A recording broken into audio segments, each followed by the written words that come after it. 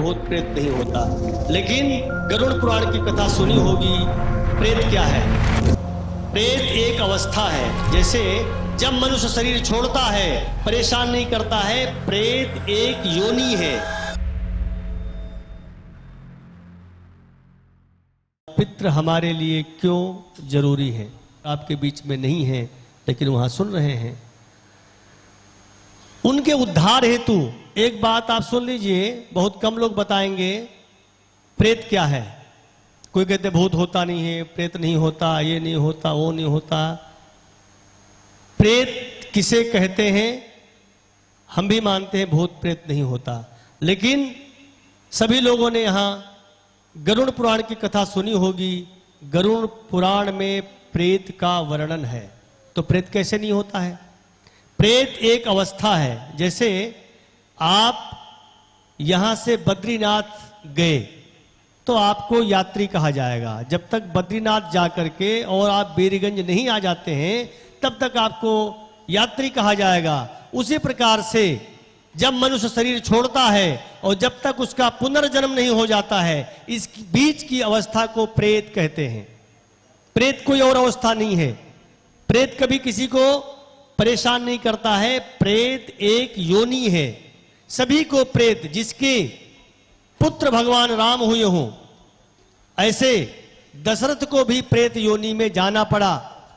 भगवान राम, लक्ष्मण, मां सीता जब गया जी जाते हैं, ऊपर से आकाशवाणी होती है कि हे राम, पवित्र महीना है, जल्दी से आप मेरा पिंडदान करो जिससे मेरा उद्धार हो जाए, मैं प्रेत योनि में हूं। भगवान भी उनको प्रेत योनि में जाने से रोक नहीं सके।